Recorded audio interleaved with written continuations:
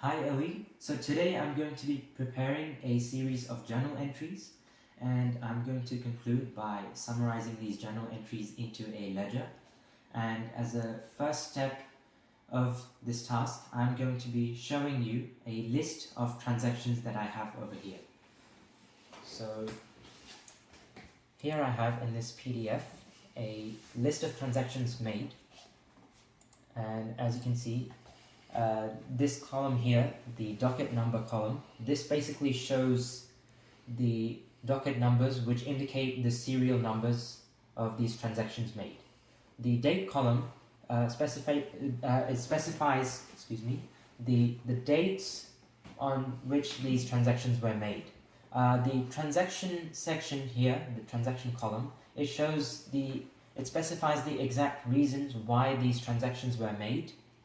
And lastly here, this amount column specifies the exact amount of money that was transferred in each of these transactions.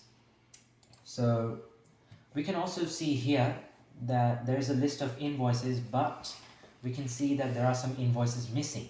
So that means although all these transactions were made to me, I did not receive all of their invoices. So as we can see here, invoices 1, 5, 7, 9, 11, 14, 15, 17 and 18. So these invoices I did not receive, and therefore they are missing. So now I will demonstrate to you the technique in which I will prepare my journal entries. So if you head over here, as you can see, I have pre-designed a table for my journal entries here in Microsoft Excel, and I have put in the columns that I've showed you in my earlier PDF document, so date, receipt, invoice, etc.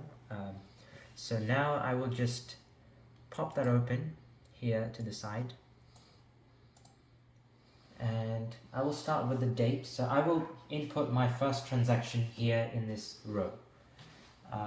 So I will start with the date. So my first transaction date was the 4th of March 2021. So 4th of March 2021. My receipt / invoice number is the docket number, which is 001. And in particular, with this transaction here, so I debited motor vehicle expenses. I debited $32.80 for motor vehicle expenses, so I will just write down the amount of debit here in this column, 32.80. And for the cash, so the money that I paid in cash, I credited that amount, so I will just write down $32.80 of credit in this column. So as you can see, I've also made a column here known as labeled posting reference. So this one, these data values I will input later from the chart of accounts that I have at my disposal. So I will just do that later. And here in the notes column, finally, I will write down the reason why this transaction was made. So filled car with fuel, for which I paid the amount in cash. And our first journal entry is hence complete. In this way, I've recorded all 18 transactions into my Excel table. So as you can see, I have completed all 18 transactions.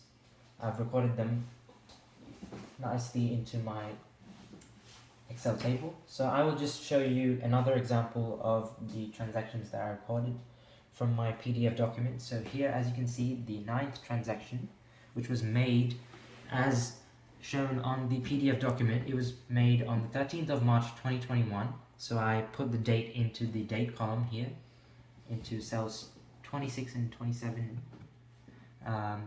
The receipt invoice number was 009 because this was the 9th transaction in serial number. So as indicated by the docket number.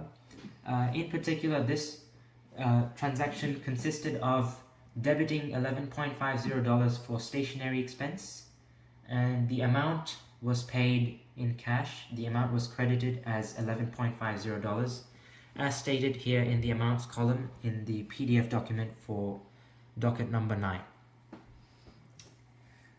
I've also inputted the posting reference values from my accounts chart, and lastly, in the notes column, I wrote down the reason why this transaction was made, as I have here in the PDF document. So the transaction was made to purchase copy paper, and the amount was paid in cash. So that's how I prepared my journal entries.